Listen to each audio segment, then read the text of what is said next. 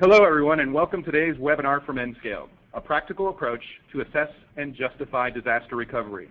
My name is John Schatzman. I'm the marketing manager here at Nscale. Before we start, I'd like to just cover a few housekeeping items because we have a large group today. And because of that, we're going to keep everybody on mute. However, we do want this to be interactive, and if you do have any questions, please use the Questions tab in the GoToWebinar control panel that you see in the lower right-hand side of your screen. We'll try to get to all of your questions in the Q&A section at the end of the presentation. So feel free to ask any questions as they come to you during the presentation. So let's get to it. Let me introduce our speaker today. Paul Chandrini is President and CEO of Nscale. And prior to that, he was CEO of HydroPoint Data Systems. And before that, and I think most relevant for today, he was Chief Risk Officer for BearingPoint. And that's really the foundation of the webinar that's based on today. Preceding his role as Chief Risk Officer, he was President and Chief Operating Officer for Plumtree Software. And before Plumtree, he was Senior Vice President of North American Application Sales at Oracle, reporting directly to Larry Ellison. And before Oracle, he managed BearingPoint's international high technology practice. So without further ado, let's start. Over to you, Paul.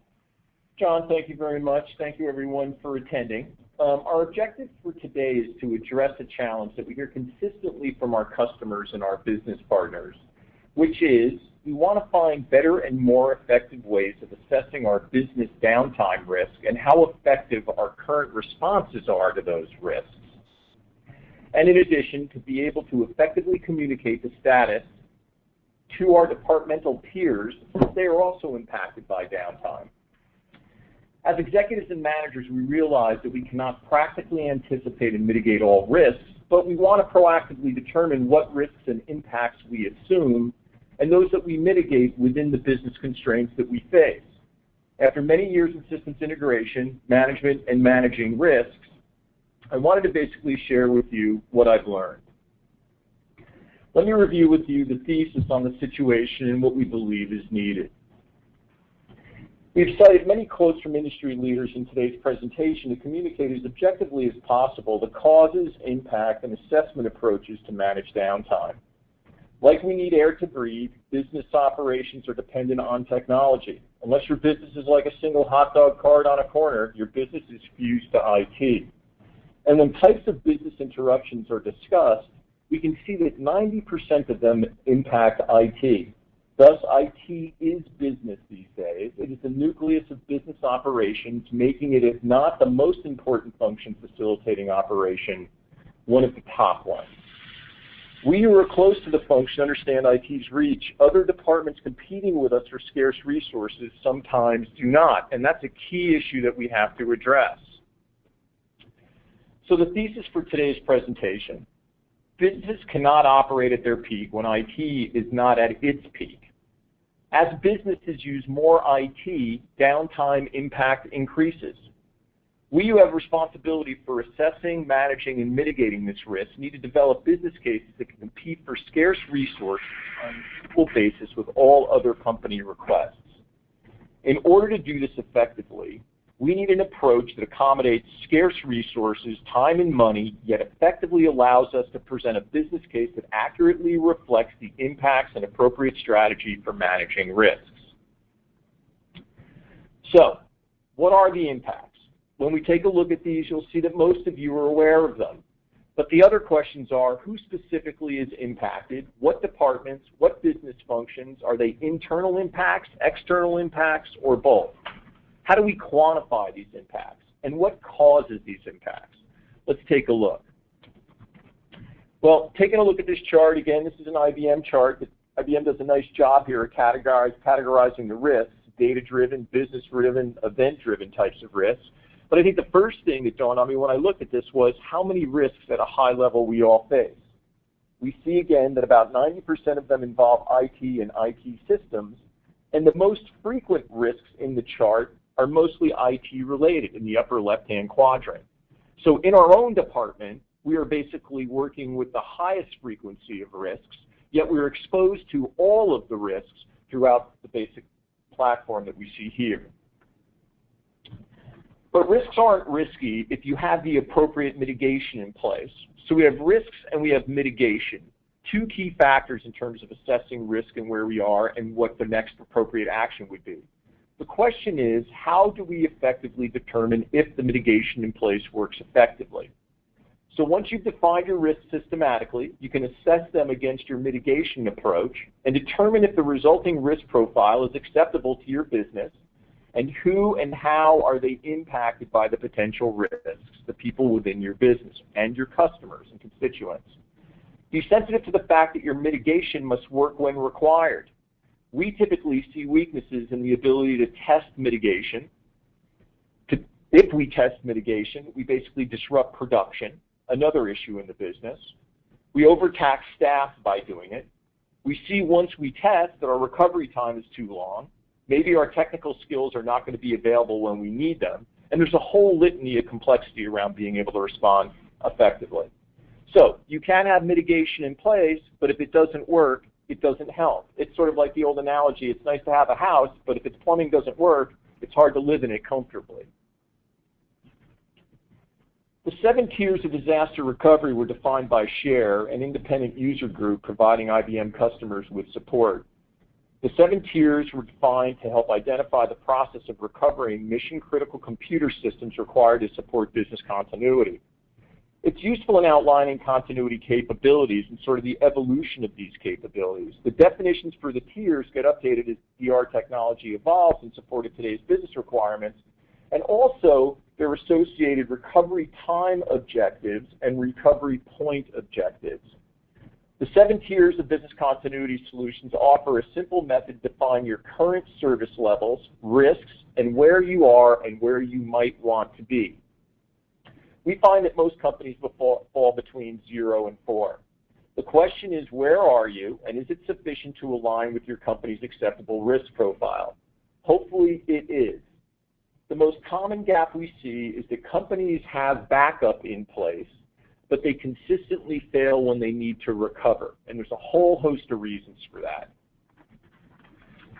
When that happens, if you don't have the right mitigation, we all know the high-level consequences. I'm not going to go into a ton of detail here. Again, experts in this area provide macro-level estimates of cost, and we have just seen how many risks there are to maintaining operational IT systems. We all know it's not if we will experience some type of IT systems interruption, but when, and study indicates that IT-related risks are the most frequent. It could be a lost or corrupt file, a bad server, disk, loss of power, and/or a complete data center failure. Now, I'm starting to feel like the Grim Reaper here a little bit, but as we mentioned earlier, these downtime costs are increasing as businesses get more dependent on technology. So I'm going to change gears here a little bit because I think we spent enough time stressing ourselves. We'll end this session by just showing a simple model to calculate labor and revenue impact of downtime. And I included this because I think at a very high level, when you're talking to peers or to the executive level management, these are metrics that people will react to and relate to. Though this model doesn't capture downtime costs comprehensively, it works very well to provide an easily calculated impact for 2 very recognized areas of downtime. And again, this actually is through a third party, and we find this formula very, very helpful at a high level in presenting the impacts. So let's talk a little bit about responses.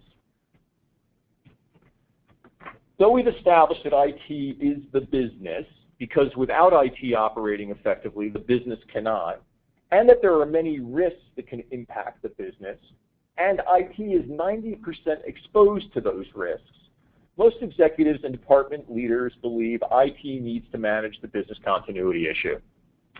Again, that makes this fall typically broadly on the shoulders of IT.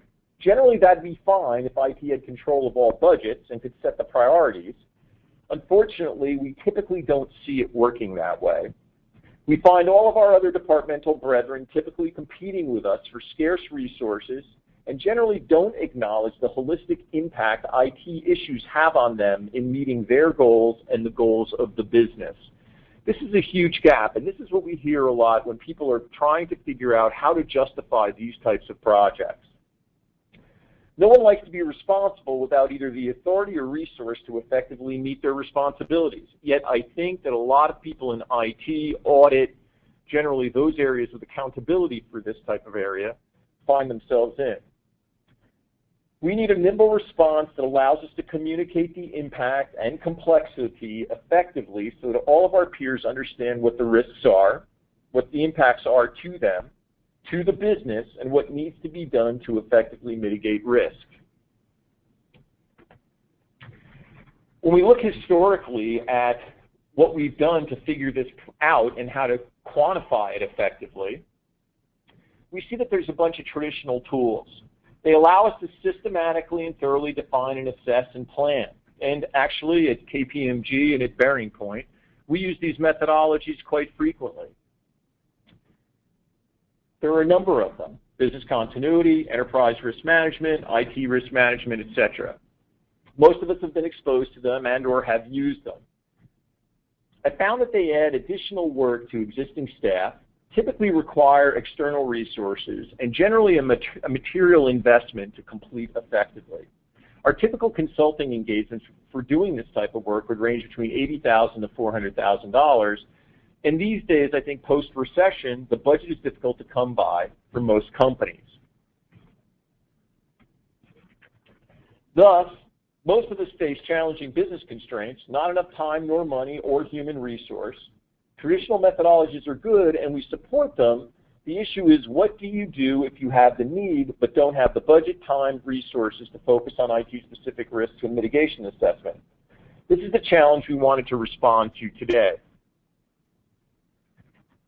From our experience, we wanted to develop an approach that is practical, accurate, focused, and able to waterfall. And by waterfall, I mean without a lot of money, time, or human resource, we could provide a high-level, iterative approach that quickly identified specific vulnerabilities, allowed for more detailed analysis once they were identified, indicated what business functions and stakeholders would be impacted, and then calculated the cost of that impact as well as assessed the efficacy of the mitigation strategies currently in place.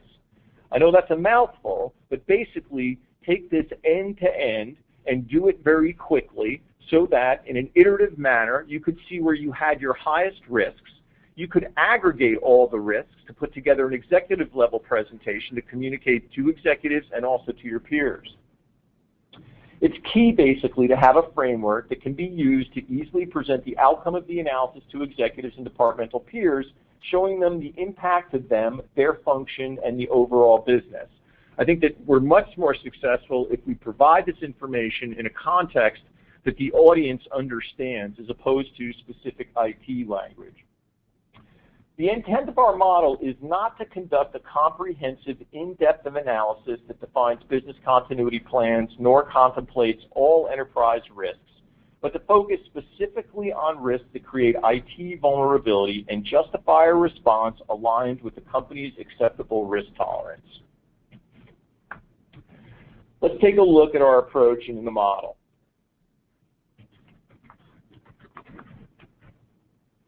The model does look at identifying risk. We've modeled most risks. You can always add to the ones that you'll see in the model in a moment in case we've missed some, or there are some that are unique to your business. We try to do some assessment. Not only do you need to identify the risks, but you also need to prioritize their impact and who will be impacted. We basically talk a little bit about how effective is the response and what's your assurance that the response is going to actually work when you needed it. So we've included the ability for you to include your current response and to evaluate how effective it is. Okay, and now what I'm going to do briefly is I'm going to toggle to the model, if you bear with me, and start really by going through the model. If you take a look at row 5, you can see what we basically capture in the columns. Risk scenario, which is a listing of all the risks going down that column, a description of the particular risks, a frequency that you can enter, when does it occur, how frequently does it occur, what we anticipate the impact of that risk to be. Is it reputation, customer confidence, fines, legal penalties, lost revenue, lost productivity, supplier relationships, inventory, channel relationships, impact on sales and distribution, service level to customers or clients or internal, or security functions, okay? And then also have you be able to rank the severity of that. Is it a high to your business, medium, or is it low? And basically have an impact rating occur. Also, and importantly, to be able to break it down so you could identify if this particular risk occurs, who are the stakeholders that would be impacted? Is it a macro level impact, holistically impacting all functions within the organization, or is it particularly isolated to one? And then based on how many stakeholders you have, what's that rating? Okay? And how does that impact your business? And then you can assess your current risk response. What do I have in place that would address this potential risk scenario? Right? Do I want to be able just to accept it, to mitigate it, or to avoid it? And then do I want to look at my response and to basically say, based on meeting my risk response goal, how am I rating myself? Am I effective? Am I marginal? Or am I insufficient? All right, I hope everyone gets that. I went through that kind of quickly. But you can basically see that risk is calculated figuring out frequency of risk times severity of impact. As data is entered into the template calculates risk by individual scenario, and then the report tab, which is down here, will actually summarize the total risk based on aggregating them. So let's take a look at a couple of the risks. As I basically page down here, you can see your technology infrastructure, the aging of application software, risks around software testing and upgrades, infrastructure theft of hardware, servers, laptops, storage devices, destruction of data center or laptops, software integrity, the intentional modification of software leading to wrong data, fraudulent actions, unintentional modifications, configuration changes, change management that went awry, infrastructure hardware, bad configurations, damage, tampering, software performance, something in a critical application malfunctions, intermittent software problems, problems with system software, aging infrastructure, unsupported versions of software still in production and not documented, malware, intrusion of malware on critical operations, servers, infections of laptops, etc. Logical attacks, we all know viruses, unauthorized user break-in, denial of service, espionage, website defacement, those types of things.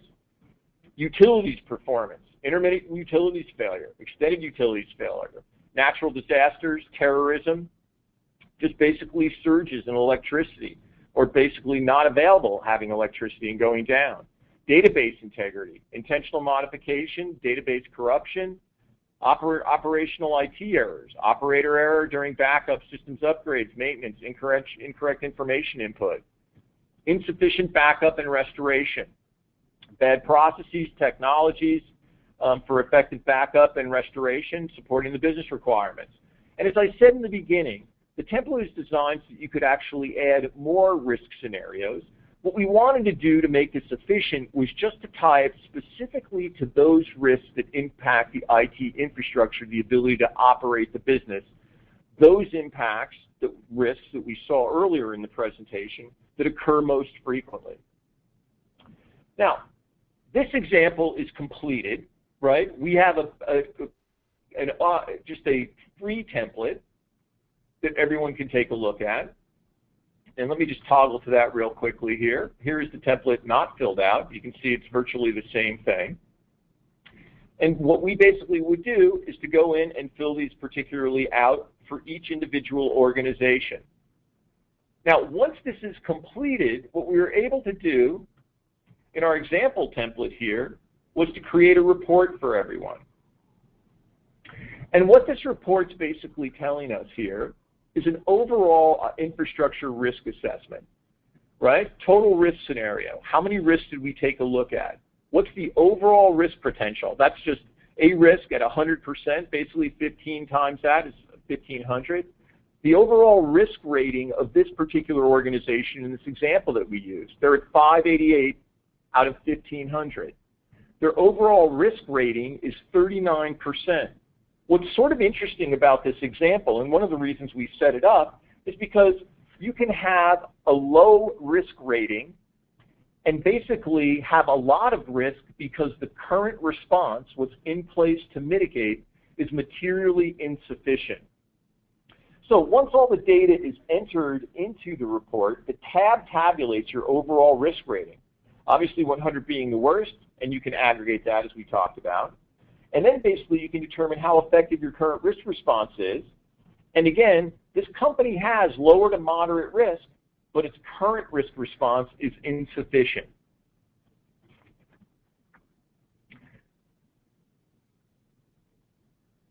Now with that, what I want to do is go back to our presentation and ask people, what are your thoughts? Any questions, John, coming in? Thanks, Paul. We do have a couple questions. The first one comes in, and it gets a little bit into the business model of recovery as a service, or RaaS. And the question is, how do I justify a RaaS or cloud model when a capital expenditure purchase might look more attractive over a 5-year period? You know, I think basically that's really just the structuring of the financial arrangements for the particular solution. You may be able to find with certain vendors that even though it's typically a services model, the services are delivered on a monthly basis, that the vendor will basically bundle that and be able to orient it more towards a tangible purchase. For example, in the event that the solution maybe uses a local appliance, right? It would be more like an enterprise software and hardware purchase, and we've seen it done and structured like that in the past. Thanks, Paul. And the second question we have, and I recommend, if anyone else has questions, please, put those, into the questions box. But the second question that we do have is this. We are under Sarbanes-Oxley regulations, and our executives are stating that we are exposing ourselves to excess risk by utilizing an external service. So how do I, 1, address their concerns, and 2, quantify the actual cost to be compliant? Okay, very good questions, both of them. So let me just break them down. In terms of the external compliance requirements, I mean, obviously there are SOX, but I think if we look at each individual vertical industry, and we'll talk a little bit about N-Scaled as we go forward, we work in legal, healthcare, banking and finance. We work with managed service providers, manufacturing, higher ed, telecom, retail and distribution, travel and transportation. We find that regulatory requirements can be specific to each of the particular verticals. Most all vendors, you need to check this, typically will commit to have the security requirements in place to be able to pass the particular audits that are required to meet the obligations of those regulatory compliance requirements. In some instances, like with us, we basically in our data center have to ensure that we have the highest levels of security and compliance requirements met. That's our business, okay? That's number one. The second component in terms of how do you calculate the costs, part of what I wanted to talk about today and part of what this template is designed to do is to be able to quickly allow people to quantify and get the appropriate detail around where do I have the highest risk relative to my infrastructure? What departments are impacted? And then what business functions are impacted? How do I quantify the impact of that? We showed you some models. You can also go to our website and basically take a look at a prior educational seminar that we did regarding budgeting and trying to identify the most cost-efficient ways to respond, but ultimately the appropriate response and the cost justification is going to come as a function of the risk profile that the organization is willing to accept. Generally, from my consulting background, what we have found most valuable is that you do go through some type of structured approach, like the template we discussed today, to be able to have that business decision and work with leadership, executives, peers to understand what is tolerable for that business. and where you have gaps, as the template identified, you can then quantify what the cost of the appropriate mitigation would be, budget that effectively, and then understand, we're accepting certain risks. I think that's just a matter of reality in business. But basically, we have in place those strategies to ensure that we're not going to be surprised, or we have low probability to be surprised relative to the business disruption that we potentially could face. Okay? Thank you, Paul. So we have an interesting question from Damal Raval. I hope I'm pronouncing your name correct, Damal. And it has to do with some very detailed regulatory questions. But maybe we can make this and discuss this in a more generalized concept. But the question is this: is there a process behind this template which can help us map ISO 27K1 and HIPAA controls? Yeah, no, I think the template's really designed to identify the areas that you have as vulnerabilities in your infrastructure. Now, I've looked and spent some time with HIPAA. I think if you go through a lot of the HIPAA requirements, generally what you find is not necessarily specific directives around particular technologies or tolerances, but that you have to be able to prove a degree of reasonableness in terms of the steps that you have taken to maintain the integrity and the security of information. And generally, I think that applies, and again, I'll emphasize the word generally, across most all of the regulatory requirements that we're all facing these days. So I would look at those requirements most certainly, especially the ones that are relevant to your vertical. Take a look at your systems. Make sure that you can actually pass that test of reasonable or what specifically is specified, right? I would use the template that we basically presented here today to help you understand at a high level where you may have particular vulnerabilities or you may have strengths, and then also use it to basically evaluate how effective the mitigation you currently have in place is so that you know where to focus. And again, obviously making certain that we are compliant with regulatory requirements is critical. Understanding where we have vulnerabilities and isolating it effectively so we can most efficiently invest against meeting them is something that I think this template can help facilitate. Well, Paul, that was the last question. And we tried not to make this a sales-oriented presentation and make it more educational, but possibly we can talk a little bit about what we do and what we bring to the table for the attendees. Yeah, let's talk a little bit about N-Scale. We basically think that IT infrastructure is critical. That's really what our business focus is. We actually think that people back up to recover, and that most of what we have found historically is that people can be backed up, but the ability to recover efficiently and effectively has actually been what the challenge is. We look at disaster recovery as the most important function that we can actually provide to our customers, be it a file, be it a block, a server, or a data center. So what we've done basically is to provide automated, integrated, and very cost-effective functionality to ensure that people have business continuity.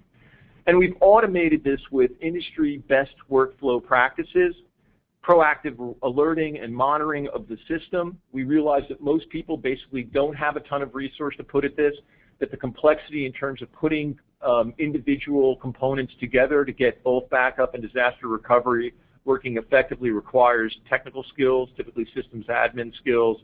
The ability to test these systems is sometimes very, very difficult. Changes can be made but not necessarily noted, in which case when you go to backup or recover with your backup, it doesn't work effectively.